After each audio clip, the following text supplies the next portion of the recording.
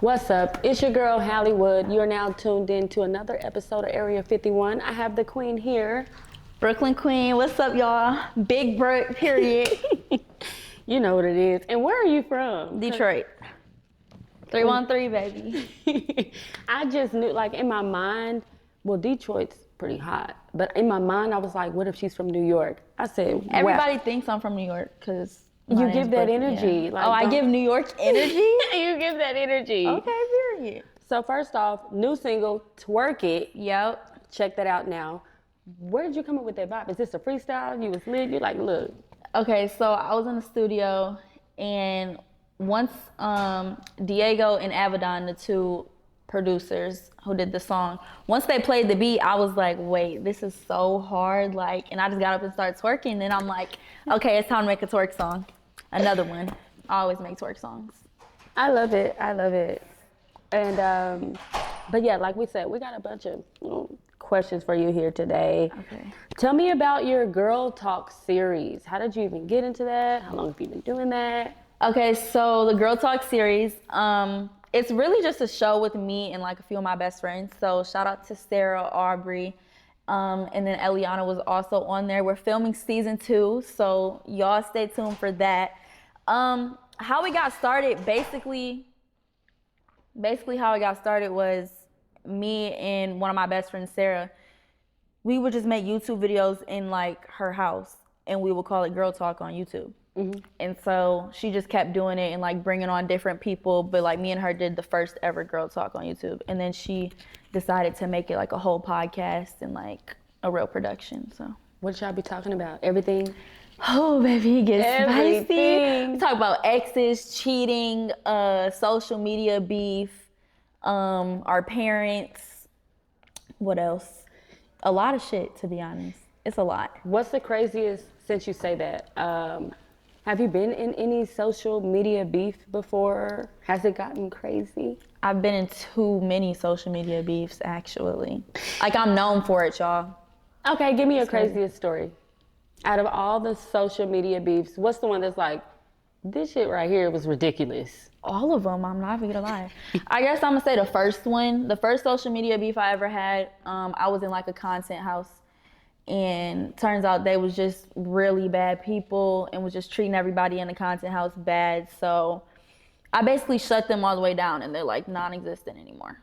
How long were you in that content house? A few months. How was that? I guess you didn't fuck with it? I mean, it was cool for the moment, but then once I started peeping like the weird shit, I was like, and it wasn't even like they was doing it to me, but they was doing it to my friends. So I'm like, I'm not just gonna sit around and let somebody just, tear my friends down. So yeah, I tore them down. How long have you been in the industry, period? Since I was 10. Whoa. And I'm 18 now. I'm about to be 19, so don't try it. Yeah, big cancer. Period. What were you doing at 10? What were you doing? So basically when I started rapping when I was 5. And then I took it serious at 10 because I had like my first viral song ever, and it's over like 60 million views now on YouTube. I don't know what everything else is, like all the numbers are, but I lost track of that a minute ago. Y'all check that out. Tell them what the name of it is. It's like 3 of them, but y'all might know if y'all watching. Kiki taught me emoji, rich girl problems. That's me, period. But yeah, when I was like 10, 11, that's when those songs came about, and then I've just been me ever since, and leveling up. Talk about your manager, because I know like through the growth, your manager has been there with you. What's that relationship like? Well, my manager is my mom. So I love that.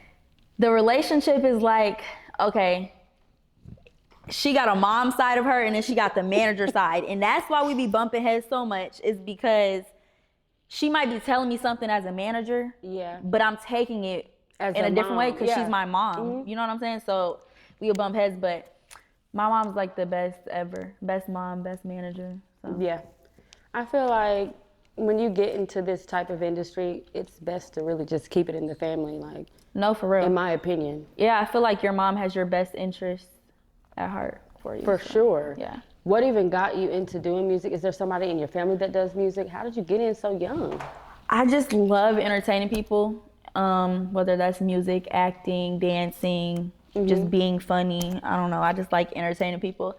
My mom and dad used to play around and like make music, but they would only do it so they could listen to themselves. Like it wasn't nothing serious. To put out. Yeah, they wasn't trying to put it out. It was just like, oh, we're chilling at home, we're gonna listen to it. But I just love music. Yeah. Yeah. Speaking of just being in real time, you doing what you want to do. What is the worst job you've ever had? Like, have you ever had like just a regular job? No. I knew it. I've never had a regular job. But I've done like YouTube videos trying to have a regular job, like working at Target for a day and stuff like that. Oh, a day. But it was like more of a joke. It was never serious. Like I don't think I'll ever work Really a normal job, but you never know. Maybe I should just get a job just to see how it is. She might do Target for 2 days next time. What's the craziest thing you've witnessed? Maybe like just within the industry period, or maybe like doing a show or like behind stage? Cause this life be lifing. The craziest thing, I've witnessed a lot of shit. Oh, honey. I don't know. The craziest thing. Man. It has to do with me? Yes, like you had to have either witnessed it, like you seen something crazy, like, okay, or you were actually in it. I almost fought a DJ because she was fucking my setup when I was on stage. Because don't mess up my music. What are you doing? This is your job. Like, how are you messing up your job? Like, this is what you do. So I was like cussing her out during my performance. Oh. Yeah. That's like the most recent thing I can think of. I'm pretty sure it was something way worse, but like I would have to think on it. What was she doing? Like, what was the DJ doing? Okay, Cursing so back, or- let me tell you. what happened? So I'm on stage or whatever. Mind you, everybody else who went out before me got the introduction, like, oh, so and so's coming to the stage. Da da da da. I didn't get none of that, so I'm already irritated.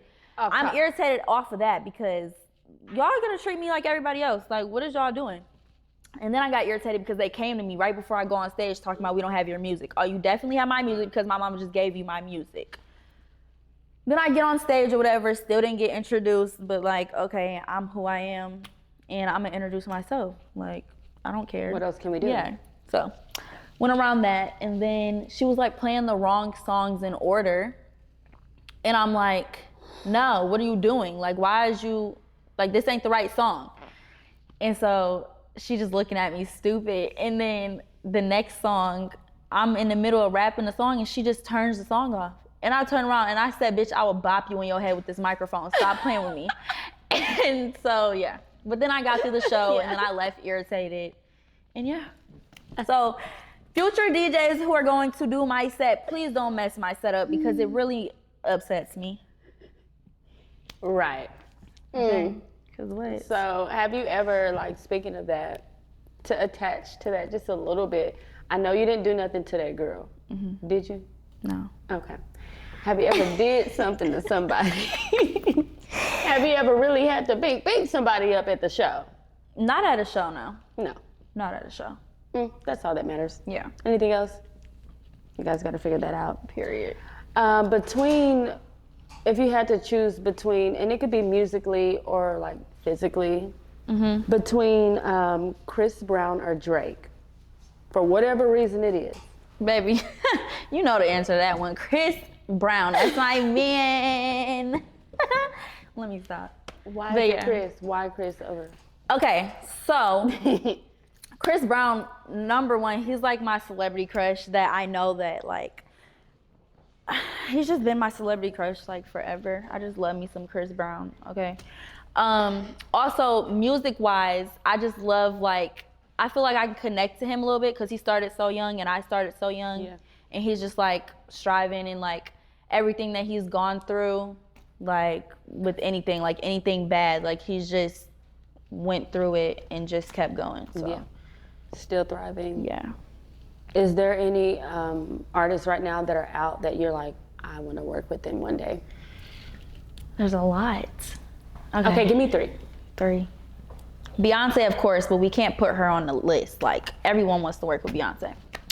No. So we're not gonna put her on the list because she's just so up there. She don't you know, she's her own list. I'm gonna have to go with Lotto for sure. I love me some Lotto. Big Lotto. Big Lotto. Big. I love me some Lotto. Who else? Rob Wave. For sure. Like, why not? Rob Wave. Girl, man. Okay. And let me think who I haven't. Got one more. I'm trying to choose wisely. Because, I mean, it's a lot. Yeah. It's a lot. It's so many people that I want to work with. We'll just throw Megan Thee Stallion on there. So I love Meg. Boop. Yeah. We're going to throw Meg on there. What type of song you going to make with Meg? A twerk song, of course. Like, Duh. What? That's like the obvious. We gonna be okay. Stop playing. Do you have any upcoming projects right now that we can look forward to? As of now, I'm just working on music. I'm not sure when the next release date is, but I do have a song set in stone. It's called Strong One that I really want to come out next. So whenever we get a release date, I will let you know. Y'all will know. Are you able to tell us a little bit of a sneak peek of what that song's about, or like the vibe? Basically, it's kind of like a sad song. It's like, it's just sad. Like, people won't expect it from me because I'm not everyone gets sad, but I don't show my emotions. Like, I don't cry in front of people, not nothing. Yeah. I think it's the cancer in me, you know? So I don't like showing my emotions, but like, I just feel like the song is like real vulnerable. Yeah. So yeah, it's just a sad song, basically about all the people who did me dirty and how they do me dirty, but then want me to help them when they get hurt type thing. Yeah. I feel like this is a song that all the girlies need. So everybody gonna need it when y'all hear it. Everybody's gonna need it. Everyone's even though this is not her usual, we've been needing this, Brooklyn, okay? Okay. So lastly, I want to say thank you for even coming out, chatting with us. Period. Check out Twerk It. Check out the new songs, the new projects that she's got coming out. Tell them your Instagram handle. Brooklyn Queen 03. Make sure y'all go follow me, period. Don't forget the 03. I'm Halliewood, that's Brooklyn. You are now tuned in to another episode of Area 51. Peace.